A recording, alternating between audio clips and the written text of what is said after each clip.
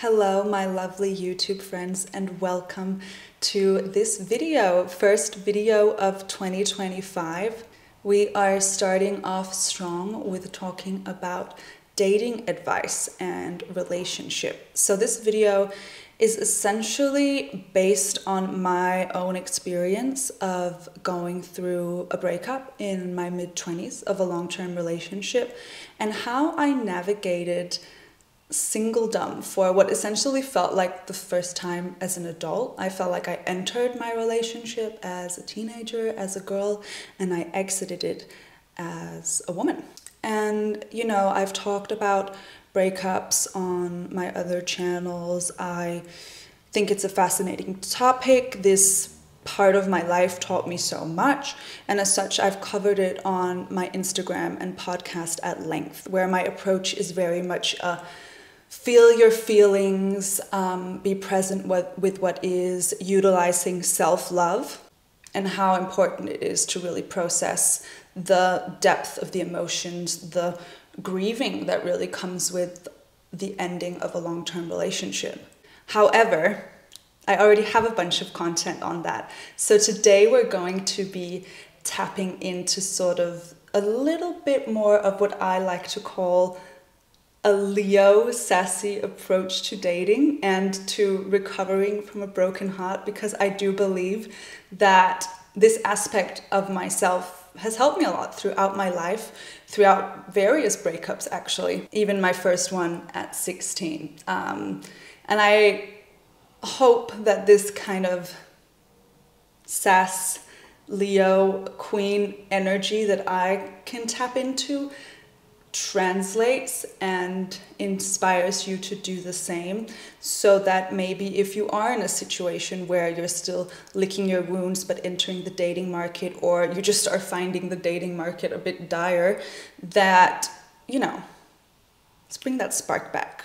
So let's get into it. First advice is actually more for those of you who are coming out of a relationship, but it is something I feel quite adamantly about, and that I've had, multiple people at workshops and just women I've come into contact with where we've been discussing, being in similar situations, having relationships ending in our mid to late 20s, is the topic of going no contact with an ex. Everyone is different, and there might be situations where being in contact works if you just have a really close friendship at the end of your relationship. Everyone's situation is different, right? So obviously take what applies and leave the rest. However, in my life, going no contact has been absolutely key to getting over absolutely everyone. You have to energetically withdraw to heal, at least for a period. If you want to be friends, if you want to keep the person in your life, I do believe that you can do that once you have detangled your relationship cords almost, because otherwise it's just going to be messy, it's just going to be drawn out. Look, if you're coming out of a really, really long-term relationship, odds are it's not the cleanest cut. It might take a couple conversations or a couple meetups. I think sometimes, the longer you've been together, the more prolonged a breakup can also potentially be. So don't be too hard on yourself if it isn't a super clean cut, but just know that eventually you do have to cut the cord. And most people cannot cut the cord if they're still in daily contact. Look, if you have life admin you need to organize, or if you're moving out, by all means communicate. I'm not saying to just stonewall or ghost the person you were with. Sometimes this dynamic can also kind of depend on who broke up with who, or who was the driving factor. If you're the hurt one, I want to say, it's almost more important for you to withdraw, whereas my perception is if you are the one kind of doing the breaking up or being the main reason for it, you do owe that other person closure. Both people owe each other closure, and it's fine to communicate if it literally is for closure. But if you're just keeping the line open, or if your emotional state is still depending on whether they text you or not, or what they've done on their Instagram stories, this is a no-no. This is a no-no for the breakup phase, okay? If you need to text them about something practical, or about something, you know, about meeting up and discussing the breakup for closure, okay? If you're texting them to check in, to still have this kind of emotional thing going, or if you're out, even worse, no. No, no, no. The same goes for checking stories. So, I haven't had a breakup with a dire enough reason that I have blocked the person, but I have always muted them, okay? You need to mute as the bare minimum. You need to not get their stories or their posts in your feed. You need to also not be checking that. If you are checking things on your ex-partner and what you find then determines your emotional state, that is a problem. You and this person are no longer together for whatever reason, but you cannot rely on them to determine your happiness or your lack of happiness. You need to cut the cord. This is no longer their responsibility. When we are in an agreement, in a romantic relationship, we have a responsibility and we adjust to each other and we come together in partnership. When that partnership stops, there is no longer a responsibility to each other, and you need to draw your energy back to yourself.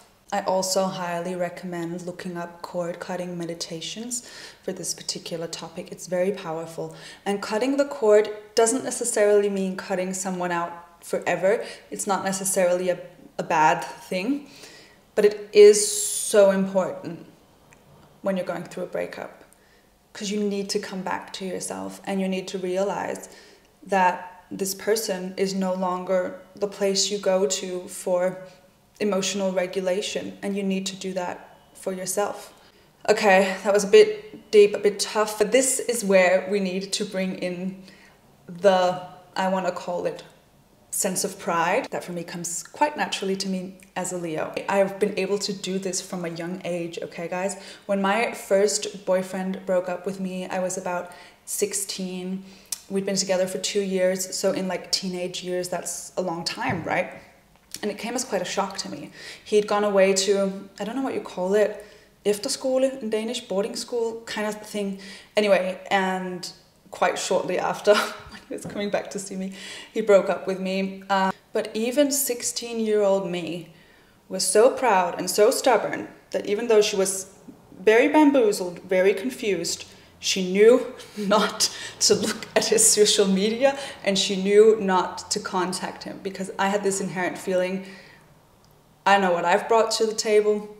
This man is just outright, this boy, let's be real. This boy has just outright told me that he doesn't want it. Am I ever going to be caught out kind of begging or texting or messaging or asking? No, I'm just simply not. Obviously, 16-year-old me, this was coming from a slightly less mature way, more a mature place, more of definitely an ego place. But honestly, it helped me. It's fine. It got me, my stubbornness and my pride outweighs all the other feelings to such a degree that I probably went 6 months before looking at his, at the time it would have been Facebook profile. And I'm not saying you can never have a social media, you can't ever look at their social media again. I'm just saying, don't do it when it's in a flammable period, when it's gonna affect your mood. You must not do this. Especially if you're someone who is prone to kind of, I want to say, checking behavior, almost compulsive behavior. If you have a track record of jealousy, of going through your now ex-partner's Instagram following and activity, anything like that. This is a whole other topic, I'm not going to get into it. But if that's something that's in your nature or that has been prevalent in the relationship that's ended, this especially needs to end, because you cannot carry that with you and put yourself through that with someone who's not even your partner right now, okay? You cannot check your way back to safety in their Instagram, and the relief you are looking for will never be found there. Maybe temporarily, if there's nothing up, you feel better, but then you're still just left with questions. Guys, I really don't recommend it. I can't see what good would possibly come from it. And you need to be stubborn and proud enough that your curiosity or your compulsion to do this drowns, gets squashed. Because no, we're not doing that. Because it simply is not good for us, it's not kind, and it is not loving. And it certainly is not very empowering, okay? Your sense of self-preservation has to be stronger than your old habits or your compulsion, okay? And if it comes to it, your pride needs to be bigger than your desire to know what this person is doing. And then deal with your emotions, deal with the hurt, process, what it is, the underlying feeling, the underlying cause of this. Okay, that was kind of a long rant. Moving on to advice number 2, which is when we're entering the dating scene, something that's very important to remember and that I think comes more to the forefront of your mind as you age. At least it's not something I was concerned with as a teenager. It's something that's come to me in my 20s, is be less preoccupied with being chosen and more preoccupied with choosing. So when you're going on a date, it's not all about, does this person like me, about getting an ego boost, do they find me attractive, are they interested in me, whatever. And this is based on if you're dating to find a partner, a romantic partner. Then you need to be vetting them. You need to be choosing. You need to be checking, does this person align with my values? Am I attracted to them? Remember to be selective and, find out. I'm not about making a long list and saying he has to look like this and have this job, whatever. I am very value-based. I have a few core values that are absolutely key to me in a partner, and I realized that in my mid-20s, and as such, I figure out ways to see if those values align. Like, what are your non-negotiables? For me, it's being open-minded, being a good feminist, and being kind, which, honestly isn't even asking the world. Obviously, I, as everyone, have things I'm attracted to. I don't need to explain that to you guys. You're smart enough to know that. But yeah, just approach with this mindset of getting to know someone and seeing if there is a value-based match and an attraction, of course. That needs to be there for a romantic relationship to happen. But I think my core point of this is stop being obsessed with being chosen and start choosing. When I was dating, including when I met my current partner, I would always bring up astrology and I would always bring up Taylor Swift, because how a man reacts to these two things tells me something about them. I do not expect them to know about either thing in depth, but it tells me about their view on women, their kind of media literacy, I would argue, and in terms of Taylor Swift, that is, and their open-mindedness to spirituality and stuff, because I am quite a spiritual person. So if someone's gonna make fun of me for talking about astrology, it's not gonna work. It doesn't have to be deep. It's not like you need to sit down and ask someone on a first date, what is your values? Or have these big conversations right in the beginning. But there are just little ways where you can, I think, test the waters with someone. I liked to tap into this kind of fun, and I don't want to say pushing the limits, because it's not like I was doing anything crazy.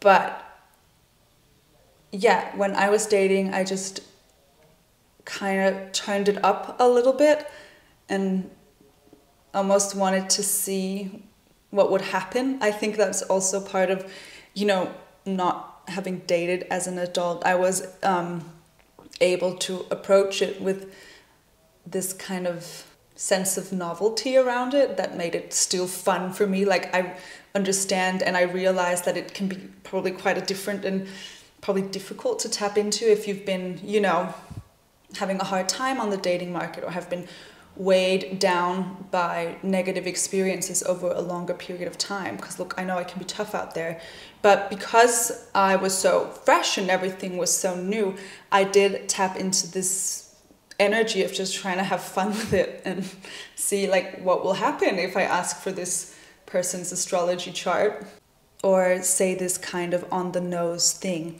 And that leads me into my third advice, which is to be very honest and open about who you are from the get-go. Because I mean, I can only speak for myself, but I'm not a chill girl and I'm not low maintenance. The person I'm with may as well know that right from the get-go. Do not pretend to be chill if you are not chill. It will come back to haunt you. You'll forever have to keep up a facade. No one can do that. It's a short-term game that you usually play if you're preoccupied with being chosen, not with choosing.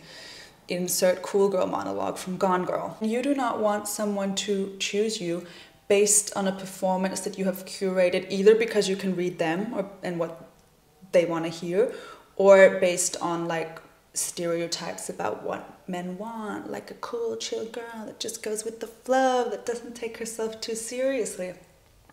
And look, if you are a very cool and chill person, then, you know, the reverse. You shouldn't pretend to be high maintenance if you're not. Like, this isn't about the trait itself. It's just about being honest about who you are. My current partner and I, we have some pretty core differences, especially in terms of introversion and extroversion. I'm way more introverted than him, and in terms of sensitivity, I'm way more sensitive than him. So we have some differences, but I was very clear about these differences in the beginning. I didn't pretend to be a huge extrovert, and yeah, he knew about all my little oddities and sensory issues pretty early on, because I'm like, this is me. Obviously, I'm always working on myself and exploring, and I'm happy to own my faults, but, you know, if you can't handle the sensitivity I come with, you probably need to, I don't know, I'm trying to say something like get out of the kitchen, but it doesn't make any sense, guys. Anyway, there's just no point in attracting someone that isn't really gonna meet your needs. Like, it's a waste of time. So yeah, be honest, be open, have fun with it, because also, like, in terms of attraction, nothing is really more attractive than someone who has that, I want to say glint in their eyes, that a Danish expression perhaps coming through, I'm not sure, but you know, who has that sparkle and is having a good time just by being in their own presence and communicating who they are whilst being interested in learning about another person. I think that's the most fulfilling and attractive way to approach a date. Don't come in being worried about being chosen, and also don't come in judgmental towards the other person if they don't meet your core values. Just take it as information. You can still probably have a nice time and move on. And honestly, like, hype yourself up, listen to some fun and sassy music, do it for the plot, even if the date sucks. As a Leo, I love getting ready, I love getting in the vibe. So harness that. I really do believe that when you're in both a portal of breakup and in that emerging dating phase, there is a very transformative power available to you if you are ready to tap in it, because it's that, like, you're shedding the old, whatever the circumstances of your breakup, something wasn't working or something wasn't serving you, whether you made the decision or not, because, you know, being with someone who didn't want to wasn't serving you, and being with someone you didn't want to be with also wasn't serving you.